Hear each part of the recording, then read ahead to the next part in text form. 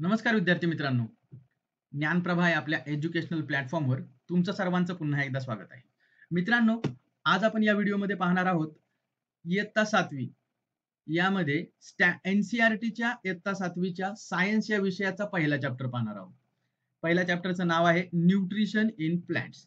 ठीक आहे, चला तर मग सुरू करूया आजचं session. Chapter 1 nutrition in plants. बघा मित्रांनो, पहिल्यांदा आपण इंट्रोडक्शन बघूयात. मला सांगा, न्यूट्रिशन म्हणजे नेमकं काय? काय असतं? प्रत्येक लिव्हिंग ऑर्गॅनिझम जो आहे तर त्याला एनर्जीची गरज असते. कशा करता? त्याच्या वाढीसाठी, त्याच्या हालचालीसाठी, त्याच्या ऍक्टिव्हिटीसाठी त्याला एनर्जीची गरज असते. ही एनर्जी जशी माणसाला त्याच्या खाण्यातून मिळते, प्राण्यांना त्याच्या खाण्यातून मिळते, पण लक्षात घ्या, प्लांट सुद्धा एक लिव्हिंग ऑर्गॅनिझम आहे. त्याची सुद्धा वाढ होत असते. ठीक आहे, त्याच्या सुद्धा वेगवेगळ्या ऍक्टिव्हिटी होत असतात. यासाठी देखील एनर्जीची गरज असते. तर प्लांट ही एनर्जी कुठून घेतात हे या ठिकाणी आपल्याला या चॅप्टर मध्ये पाहायचं आहे. बरोबर. बघा मित्रांनो, प्लांट हे स्वतःचं अन्न स्वतः तयार करत असतात.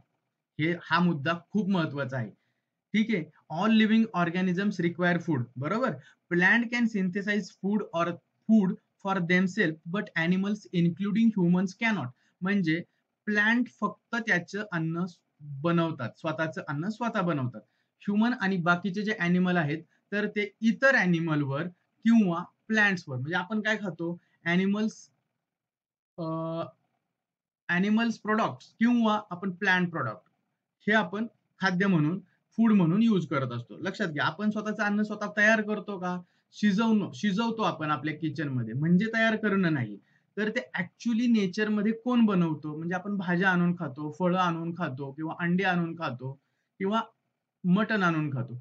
हे जे आहे ते प्राणी किंवा वनस्पती यांपासून मिळालेलं अन्न आहे जे आपण खातो. म्हणजे पण लक्षात घ्या, प्राणी प्राणी काय करतात? प्राणी पण इतर प्राण्यांना किंवा झाडपाला वगैरे खातात, म्हणजे प्लांट्स खातात.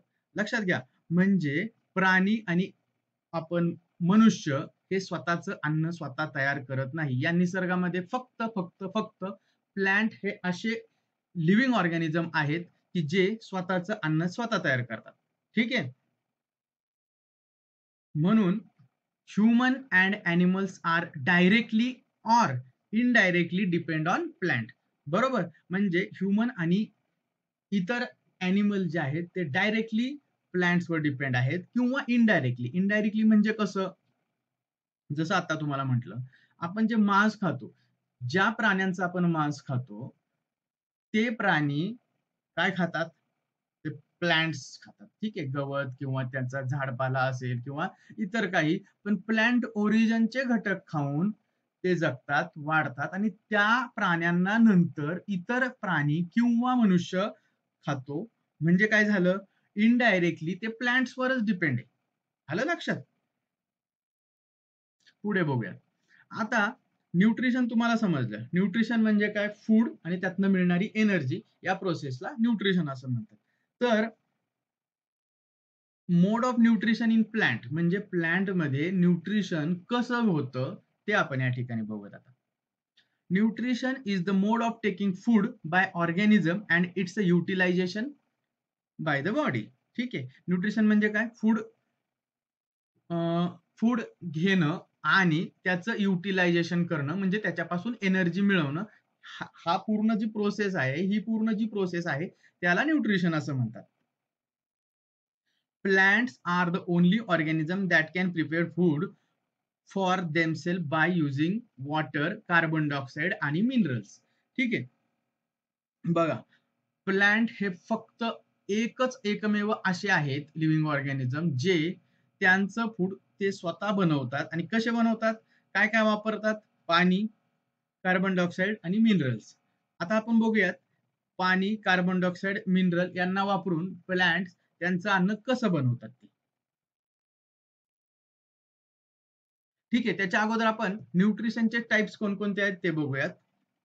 पहिला टाइप आहे ऑटोट्रॉपिक न्यूट्रिशन. म्हणजे काय? ऑटोट्रॉपिक, ऑटो म्हणजे काय? Self. Organisms make food themselves from simple substances. म्हणजे असे ऑर्गॅनिझम जे स्वतःचं अन्न स्वतः बनवतात त्यांना ऑटोट्रॉपिक, ऑटो म्हणजे सेल्फ, त्या शब्दातच आलं, म्हणजे ऑटोट्रॉपिक न्यूट्रिशन जे ऑर्गॅनिझम दाखवतात त्यांना ऑटोट्रॉपिक ॲनिमल, म्हणजे ते स्वतःचं अन्न स्वतः तयार करत असतात. याचं उदाहरण आहे अर्थातच प्लांट्स. ठीक आहे. नेक्स्ट टाइप ऑफ न्यूट्रिशन आहे हेट्रोट्रॉप. हेट्रोट्रॉप म्हणजे काय? हेट्रो म्हणजे आदर. आदर प्राण्यांवर किंवा प्लांट्सवर डिपेंड असणारे जे लिव्हिंग ऑर्गॅनिझम आहेत त्यांना हेट्रोट्रॉपिक म्हणतात. ठीक आहे. जे स्वतःचं अन्न स्वतः बनवत नाहीत, दुसऱ्या प्राणी किंवा वनस्पतींवर ते अन्नासाठी अवलंबून असतात. आणि त्याचं एक्झाम्पल आहे ह्युमन आहेत, ॲनिमल आहेत, म्हणजे बऱ्यापैकी ह्युमन आणि अदर ऑर्गॅनिझम आहेत, तर ते हेट्रोट्रॉपिक न्यूट्रिशन दाखवतात. ओके. आणि ऑटोट्रॉपिक कोण असतात? जे स्वतःचं अन्न स्वतः तयार करतात, म्हणजे प्लांट्स. मेनली याच्यामध्ये प्लांट्सचा समावेश होतो.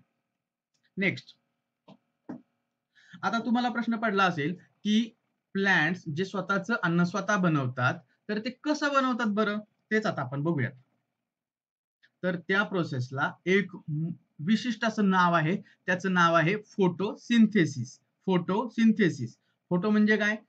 फोटोचा अर्थ होतो लाईट. ठीक आहे. तर लाईटच्या प्रेझेन्स मध्ये प्लांट्स स्वतःचं फूड बनवतात. तर ते कसं? ते आपण थोडक्यात बघूयात. जर या ठिकाणी बघा, leaves are the food factories of plant. म्हणजे प्लांट्सचं जे फूड तयार होतं तर ते कुठं तयार होतं? लिव्हज मध्ये. म्हणून लिव्हजला फूड फॅक्टरीज ऑफ प्लांट्स असं म्हणतात. ठीक आहे. तर कसं तयार होतं लिव्हज मध्ये हे आपण बघूया. लिव्हज काय करतात? ऍटमॉस्फिअर मध्ये जे कार्बन डायऑक्साईड असतं आणि सन पासून येणारी जी सनलाईट असते हे घेतं. ठीक आहे. आणि काय घटक लागतं फोटोसिंथेसिस साठी बघा? वॉटर आणि मिनरल्स. ते कुठून मिळतात? ठीक आहे. ऑब्विसली ते सॉइल मधून मिळणार. मिनरल आणि वॉटर हे सॉइल मधून मिळतं. ते कशा थ्रू मिळतं? तर ते रूट असतात जे प्लांटचे, ते ऍब्सॉर्ब करतात सॉइल मधून वॉटर आणि मिनरल, आणि ते पोहोचवतात पुढे लिव्हज कडे. म्हणजे लिव्हज कडे काय काय आलं? सनलाईट आली, कार्बन डायऑक्साईड आलं आणि वॉटर आणि मिनरल आलं. ठीक आहे. याचा अर्थ फोटोसिंथेसिस प्रोसेसमध्ये water, minerals, sunlight, carbon dioxide हे 4 घटक एकत्र येतात आणि प्लांट्स त्याचे फूड बनवतं. कुठं बनवतं? तर लिव्हज मध्ये बनवतं. लक्षात आलं? आता बघूयात आपण सनलाईट. प्रत्येक मुद्दा जो म्हणजे जो घटक आपल्याला लागतो फोटोसिंथेसिस साठी प्लांटला लागतो, तर तो कुठून आणि कसा मिळतो तर ते आपण थोडक्यात बघूयात. सनलाईट आहे आपल्याला माहिती आहे, सूर्यापासून जी लाईट्स येते त्याला सनलाईट. ठीक आहे. तर ही सनलाईट सुद्धा अतिशय महत्वाची आहे. सनलाईट नसेल तरी सुद्धा प्लांट त्याचं फूड बनवू शकत नाही.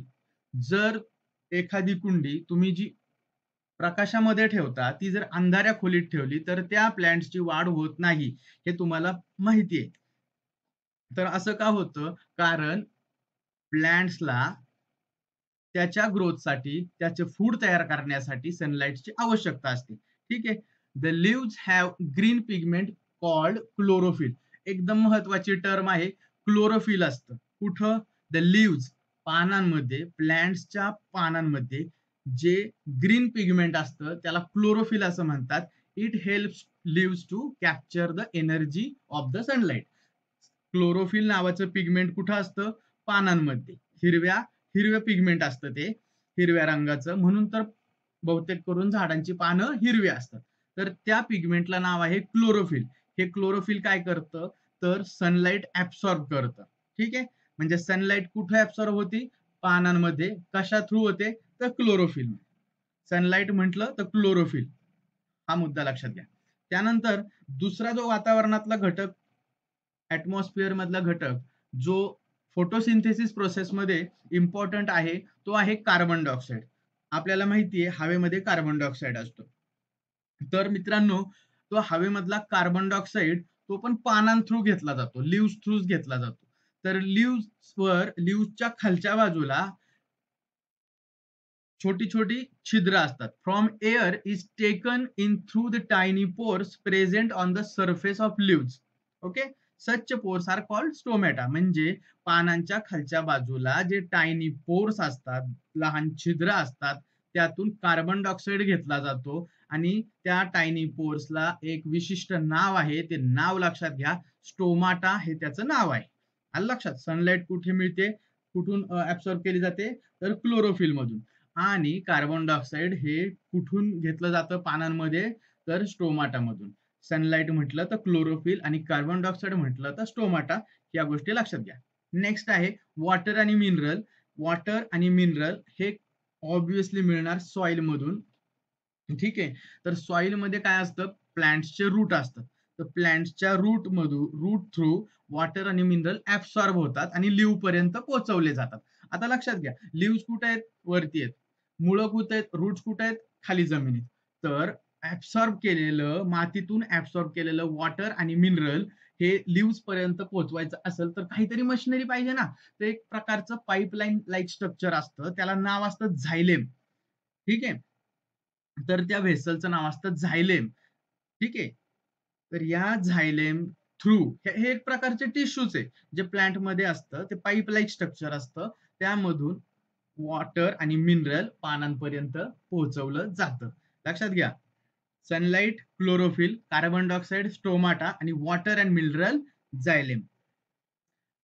Water and minerals transported to the leaves by the vessel which run like pipes throughout the root, the stem, the branches and the leaves. म्हणजे रूट पासून, स्टेम मधून, ब्रँच मधून लिव्स पर्यंत त्या व्हेसल्स असतात आणि वॉटर आणि मिनरल फोटोसिंथेसिस साठी लिव्स पर्यंत पोहोचवले जातात. कशा थ्रू? झायलेम थ्रू.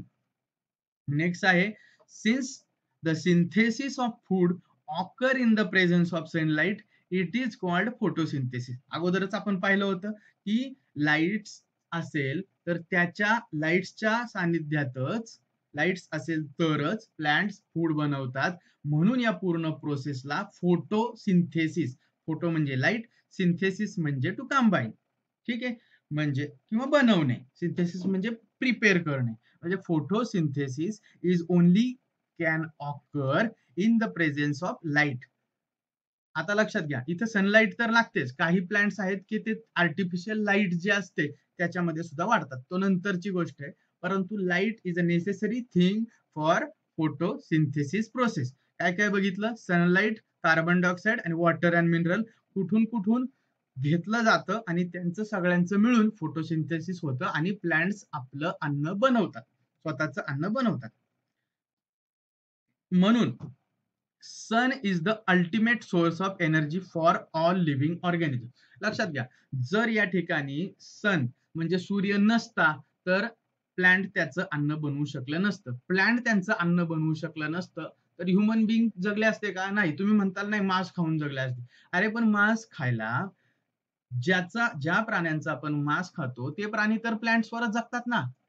म्हणजे अल्टिमेटली काय झालं असतं, मनुष्य प्राणी किंवा इतर प्राणींचं अस्तित्व नसतं. म्हणून sun is the ultimate source of energy for all living organism असं म्हटलं जातं. नेक्स्ट बघू. नेक्स्ट आपण फोटोसिंथेसिसची रिॲक्शन कशी होती ते थोडक्यात बघूयात. बघा, कार्बन डायऑक्साईड असतं ऍटमॉस्फिअर मधलं, त्यानंतर वॉटर जे असतं सॉइल मधून घेतलेलं ते पानांमध्ये येतं.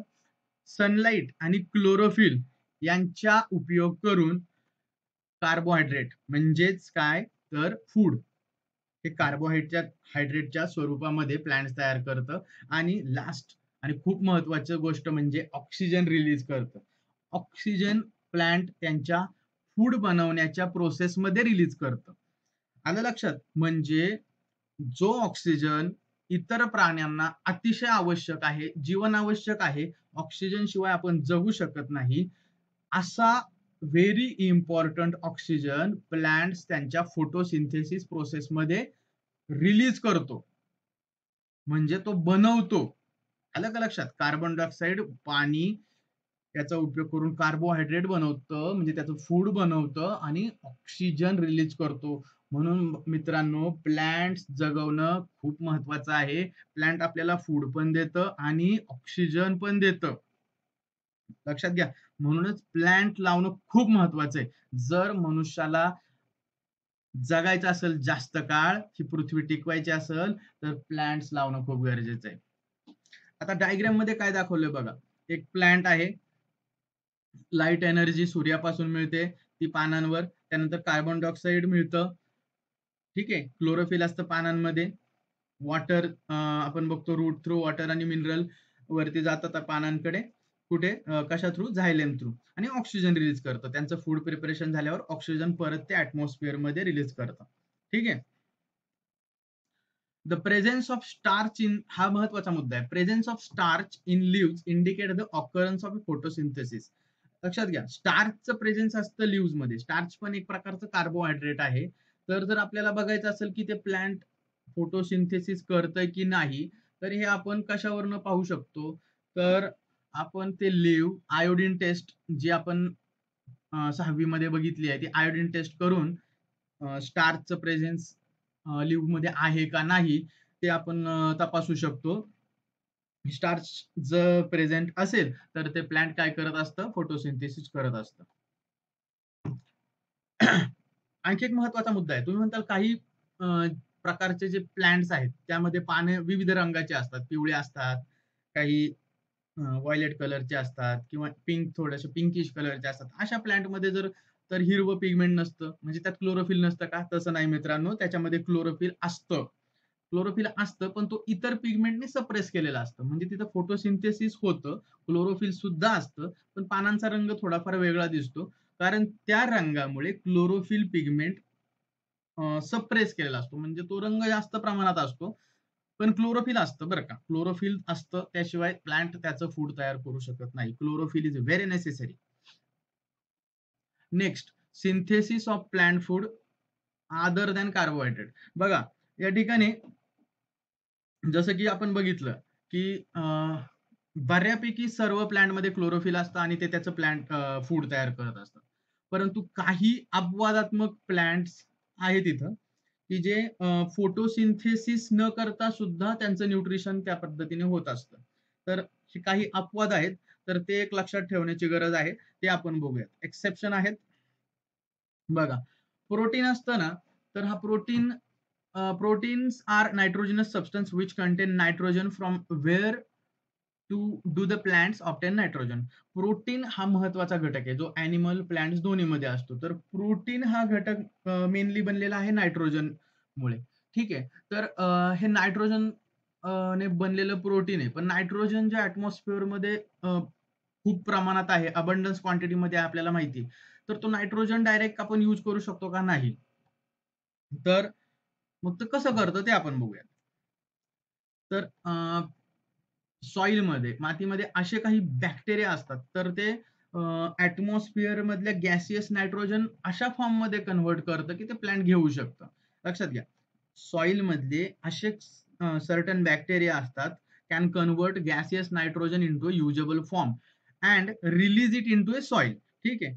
तर असे बॅक्टेरिया युजफुल असतात प्लांटसाठी. आलं का लक्षात. तर जे प्रोटीन मध्ये लागणारं नायट्रोजन आहे, तर ते अशा सॉइल मधून मिळतं की ज्या सॉइल मध्ये बॅक्टेरिया असतात आणि जे गॅसियस ऍटमॉस्फेरिक नायट्रोजनचं कन्व्हर्जन करतं अशा घटकामध्ये, अशा नायट्रोजिनस घटकामध्ये की जे प्लांट ऍब्सॉर्ब करू शकतं आणि त्यांच्या ग्रोथ मध्ये यूज करू शकतं. हा मुद्दा लक्षात आला. त्यानंतर आपण आणखी काही न्यूट्रिशनचे मोड बघूयात प्लांट मध्ये काय काय आहेत. तर सम प्लांट्स, आपण आता बघितलं की काही प्लांट मध्ये क्लोरोफिल नसतंच. Some plants which do not have a chlorophyll, they cannot synthesise food. How do they survive from, where do they derive nutrition, मग ते कसे काय सर्वाइव्ह होतात, तर ते आपण बघूया. Such plant depend on a food produced by other plant. बघा, जसं अॅनिमल अदर प्लांट्सवर फूड साठी डिपेंड आहेत, तसं क्लोरोफिल नसलेले प्लांट आहेत ते पण अदर प्लांट्सवरच डिपेंड आहेत. अशा प्लांटला अशा प्लांटला म्हणजे जे स्वतःचं फूड बनवू शकत नाही, त्यांना हेट्रोट्रॉफिक प्लांट्स किंवा हेट्रोट्रॉफिक मोड ऑफ न्यूट्रिशन असलेले प्लांट असं म्हणता येईल. त्यामध्ये पॅरासायटिक प्लांट्स हा पहिल्यांदा मुद्दा बघूया. पॅरासायटिक प्लांट, तर त्यामध्ये एक्झाम्पल आहे कसकुटा, त्याला मराठीमध्ये अमरवेल आणि हिंदीमध्ये अमरबेल असं देखील म्हणतात. तर ते कसं असतं बघा, तुम्ही कधी कधी बघितलं असेल एखाद्या झाडावर असं वेलीसारखं स्ट्रक्चर, वायर सारखं स्ट्रक्चर गुंडाळलेलं एखाद्या झाडाच्या फांद्यांवर आपण पाहिलं असेल कधी.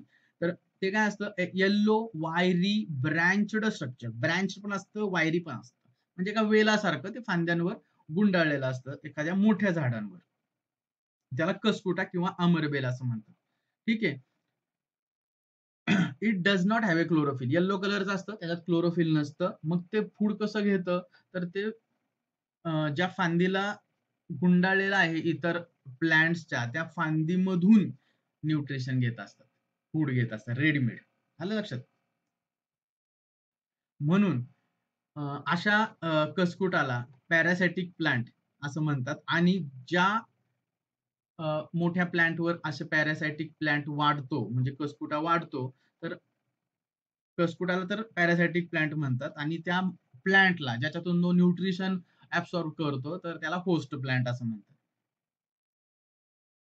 बघा, अशा पद्धतीने येल्लो कलरचं पूर्ण अमरवेल म्हणजे कसकुटा या पूर्ण झाडांच्या फांद्यावर पसरलेला दिसतो. अदर मोड ऑफ न्यूट्रिशनचा नेक्स्ट आहे बघा, इन्सेक्टिव्होरस प्लांट. म्हणजे आधी आपण बघितलं की असे प्लांट की जे इतर प्लांटवर वाढतात आणि त्यांच्यातलं न्यूट्रिशन ऍब्सॉर्ब करतात, अशा प्लांट्सला म्हणतात पॅरासाइटिक प्लांट. दुसरा टाईप आहे इन्सेक्टिव्होरस प्लांट. म्हणजे बघा मित्रांनो, इन्सेक्टिव्होरस, इन्सेक्टिव्होरस या शब्दावरून आपल्याला समजलं पाहिजे इन्सेक्ट, इन्सेक्ट खाणारे प्लांट. इन्सेक्ट खाणारे प्लांट कोणते? इंटरेस्टिंग आहे ना. इन्सेक्ट खाणारे प्लांट आहेत मित्रांनो, असे प्लांट आहेत बघा. There are few plants which can trap insect and digest them. ठीक आहे, त्यांना पचवतात पण त्यांना कॅप्चर पण करतात. तर त्याचं एक्झाम्पल आहे पिचर प्लांट. पिचर प्लांट मध्ये काय होतं, पिक्चर लाईक म्हणजे जग लाईक स्ट्रक्चर असतं.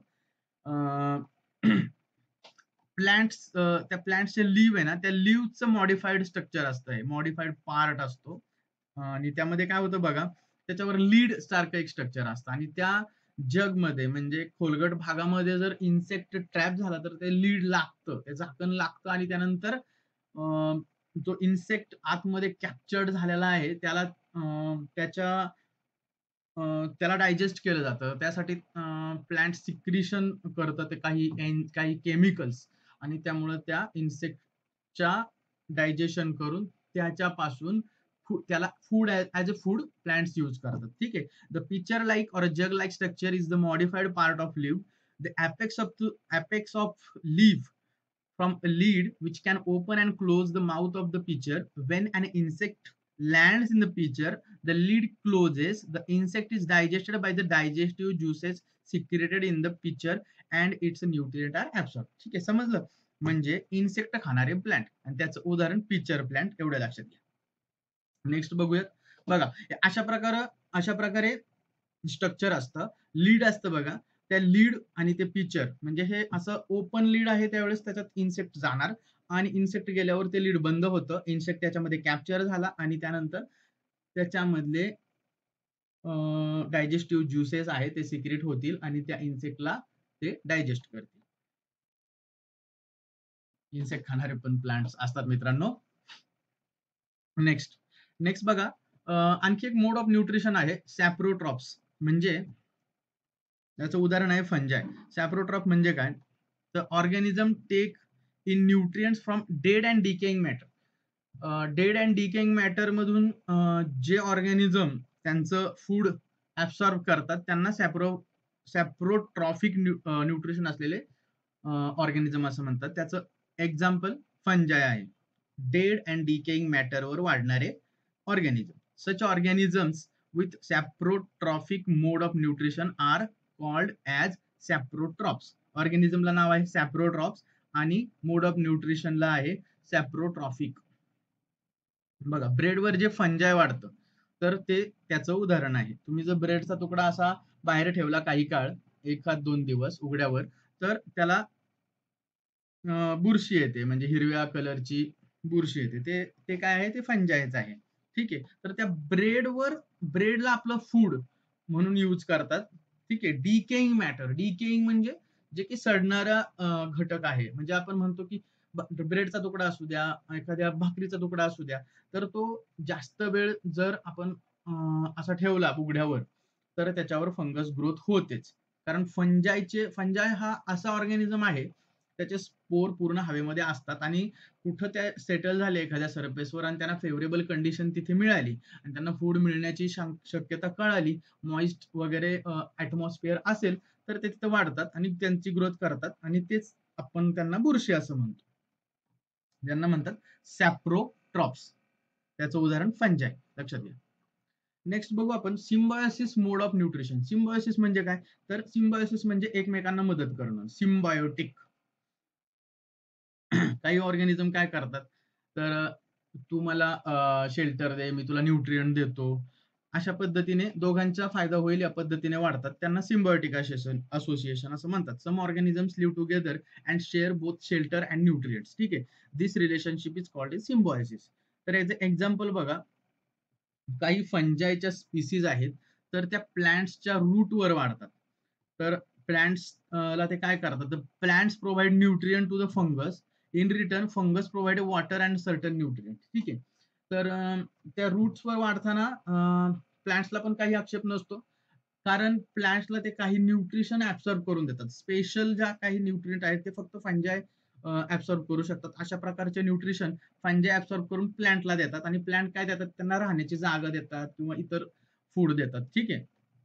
अशा पद्धतीने फंजाय आणि प्लांट यांच्यामध्ये काय झालं? तर देवाणघेवाण झाली आणि सिम्बायोटिक म्हणजे तुझा पण फायदा माझा पण फायदा अशा पद्धतीने सिम्बायोटिक असोसिएशन करून जे ऑर्गॅनिझम राहतात त्यांना सिम्बायोसिस असं म्हणतात. ठीक आहे. याचं आणखी एक उदाहरण आहे बघा, लायकेन. लायकेन हे एक चांगलं उदाहरण आहे. त्याच्यामध्ये अल्गी आणि फंजाय असे दोन ऑर्गॅनिझम, कोणकोणते? अल्गी आणि फंजाय हे एकत्र राहतात आणि त्यांना लायकेन म्हणतात.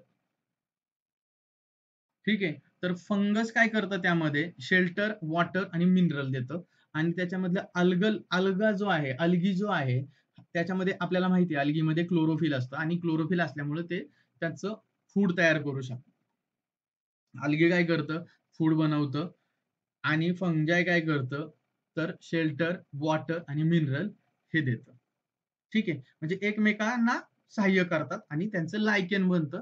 हे सिम्बायोटिक असोसिएशनचं उदाहरण आहे. सिम्बायोटिक असोसिएशनचं उदाहरण लायकेन. लक्षात घ्या आणि त्याच्यामध्ये अल्गी आणि फंजाय हे दोन ऑर्गॅनिझम असतात. आता पुढे बघूयात. How nutrients are replenish in the soil. मग आपण म्हणतो की प्लांट्सला न्यूट्रिशन कुठून मिळतं? की बऱ्यापैकी वॉटर आणि मिनरल हे सॉइल मधून मिळतात. तर बघा मित्रांनो, जर आपण शेतकरी आहोत कोण, तर त्याच्या शेतामध्ये तो काय आत्ता एकदाच पीक घेत नाही. एक पीक घेतो, तो काढल्यानंतर दुसरं पीक घेतो. मग बघा मित्रांनो, जर प्लांट्स त्याचं फूड तयार करण्यासाठी शेतामधलं मिनरल्स ऍब्सॉर्ब करत असतील, घेत असतील, तर काही काळानंतर त्या शेतामधील जे आवश्यक घटक आहेत, जे मिनरल्स आहेत, काही प्रमाणात ते कमी होणार ना आणि काही दिवसांनी तर ते अतिशय कमी होणार. मग प्लांट्सची ग्रोथ कशी होणार? तर रिप्लेनिश या सॉइलला परत एकदा उपजाऊ करण्यासाठी म्हणजे त्याच्यामध्ये मिनरल घालण्यासाठी शेतकरी काय करतात? शेतकरी काय करतात? फर्टिलायझर्स किंवा खतं जी असतात, तर ती त्यांच्या शेतामध्ये टाकत असतात. तर कळालं तुम्हाला फर्टिलायझर्स हे का टाकतात ते? तर सॉइलची न्यूट्रिएंट लेवल ही एक समान राहावी आणि प्लांट्सची ग्रोथ व्यवस्थित व्हावी याकरता फर्टिलायझर आणि मॅन्युअर हे वापरले जातात. फर्टिलायझर आणि मॅन्युअर मध्ये काय असतं? नायट्रोजन, पोटॅशियम, फॉस्फरस अशा प्रकारचे मिनरल्स असतात.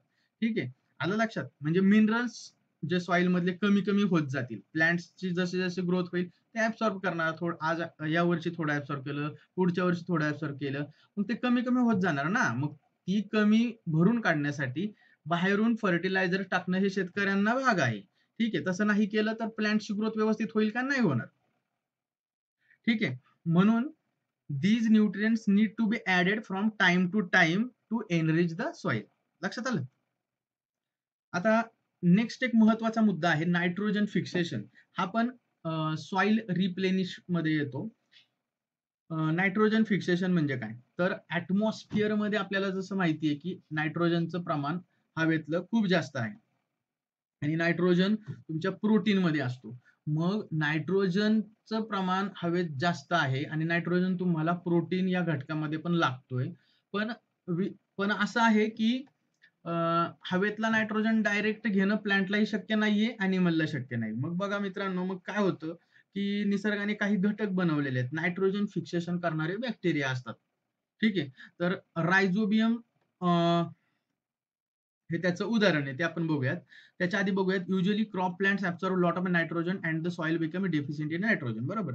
Although there is a much nitrogen present in atmosphere, plants cannot use it directly. The bacterium called rhizobium can take atmospheric nitrogen and convert it into usable form. लक्षात आलं? जसं मी म्हटलं, काही प्रकारचे जे बॅक्टेरिया आहेत त्यांचं नाव आहे रायझोबियम. एक उदाहरण आहे रायझोबियम. रायझोबियम हे बॅक्टेरिया काय करतात, तर ऍटमॉस्फिअर मधले नायट्रोजन अशा फॉर्म मध्ये कन्वर्ट करतात की ते फॉर्म प्लांट्स घेऊ शकतात. ठीक आहे. म्हणजे रायझोबियम हा नायट्रोजन फिक्स करणारा बॅक्टेरिया आहे. मग काय होतं, पण बाबा रायझोबियम त्याचं फूड स्वतः तयार करू शकत नाही. मग काय करतो, rhizobium lives in the roots of leguminous plant, म्हणजे जसे की ग्रॅम, पीज, मूग, बीन्स अशा ज्या शेंगा येणाऱ्या वनस्पती आहे त्याच्यामध्ये रायझोबियम त्याच्या रूटवर, अशा प्लांटच्या रूटवर रायझोबियम वाढतात. आणि इथं पण बघा सिम्बायोटिक असोसिएशन, प्लांट्स काय करतं, तर त्याला फूड प्रोव्हाइड करतं आणि रायझोबियम काय करतं, तर प्लांट्सला नायट्रोजन फिक्स करून देतं. ठीक आहे. अशा प्रकारे रायझोबियम हे नायट्रोजन फिक्सेशन करणारे एक प्रकारचे बॅक्टेरिया आहेत आणि ते सॉइल मध्ये असणं गरजेचं असतं. ठीक आहे. आणि लेग्युमिनस प्लांट्सच्या रूटवर असतात. कशावर? लेग्युमिनस प्लांट्सच्या रूटवर. सिम्बायोटिक असोसिएशन आहे. ठीक आहे. या ठिकाणी आपण चॅप्टर पहिला संपवलेला आहे. एकदा आपण रिव्हिजन बघूयात. काय काय बघितलं आपण या चॅप्टर मध्ये. टाइप्स ऑफ न्यूट्रिशन बघितलं. त्याच्यामध्ये ऑटोट्रॉपिक काय, हेट्रोट्रॉपिक काय हे पाहिलं आपण. त्यानंतर फोटोसिंथेसिसची प्रोसेस पाहिली. त्यानंतर इतर जे मोड ऑफ न्यूट्रिशन आहे, other modes of nutrition in plants पाहिले. त्याच्यामध्ये पॅरासायटिक प्लांट कोणता आहे, कस्कुटा हे पाहिलं आपण.